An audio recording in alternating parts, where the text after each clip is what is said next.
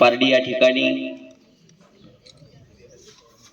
एका आगळ्या वेगळ्या कार्यक्रमानिमित्त उपस्थित असलेले सेलू तालुक्याचे युवा उद्योजक, युवकांचे हृदय स्थान आमचे सहकारी मित्र आदरणीय सिद्धूभाऊ खोसे, त्याचबरोबर उपस्थित असलेले आमचे मित्र मंचकराव अंबोरे, दळवी सरपंच, सटवाजी सरपंच व त्यांच्यासोबत आलेले सर्व मित्र व गावातील आमचे सर्व सहकारी विद्यार्थी बंधू आणि या शाळेचे आमचे दादा डिके दादा व त्यांचे सर्व सहकारी, या सर्वांच्या वतीनं मी सिद्धूभाऊ व त्यांच्या सोबत आलेले सर्व प्रमुख पाहुणे यांचं खूप खूप अभिनंदन करतो। खरं पाहिलं सिद्धूभाऊ, या गावाचं एक वेगळं नाव निर्माण झालेलं आहे फक्त ते शाळेमुळं। कारण की या शाळेच्या विद्यार्थ्यामध्ये काही पालक हे ऊसतोडीला काम करतात, काही पालक हे शेतमजुरी करतात, काही पालक मोलमजुरी बाहेरगावी करतात, परंतु ह्या मुलांमध्ये अशी जिद्द निर्माण केली आमच्या शिक्षकांनी, खरोखर आम्हाला अभिमान आहे गावकऱ्यांना। कारण की मी 2015 पासून या शाळेमध्ये पाहतो। 2015ला मी सरपंच झालतो, माझ्या पत्नी होती माझी, मी काम पाहत होतो।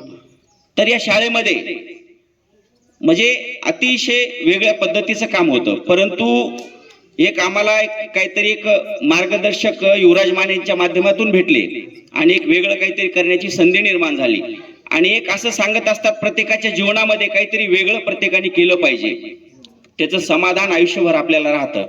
म्हणून सिद्धूभाऊ, तुम्हाला एक माझी विनंती आहे, कारण की तुम्ही कमी वयामध्ये शून्यातून विश्व निर्माण केलेले तुम्ही आमच्या डोळ्यासमोर आम्ही पाहतो।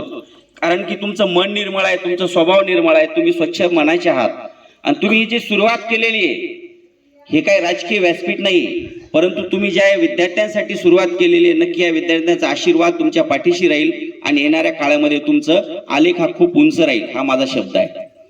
मी एक सांगतो की आमच्या शाळेमध्ये जो कोणी येत असतो तो भरभरून देत असतो, आणि ज्या आमच्या शाळेला भरभरून देतो आमची शाळा त्यांना सुद्धा आशीर्वाद रूपी भरभरून देत असते।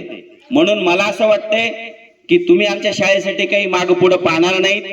आता प्रमुखांना मागणं योग्य नसतं, पण आमची शाळा अशी हट्टी आहे की ती मागितल्याशिवाय सोडतच नाही आणि ते द्यावंच लागतं त्यांना।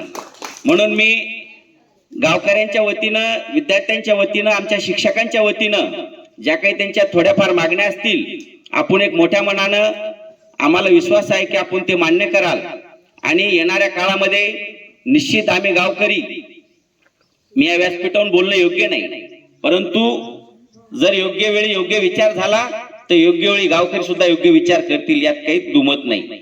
आपण सर्व आलात, आपल्या गावकऱ्यांच्या वतीने मी पुन्हा एकदा स्वागत करतो आणि या ठिकाणी थांबतो। धन्यवाद।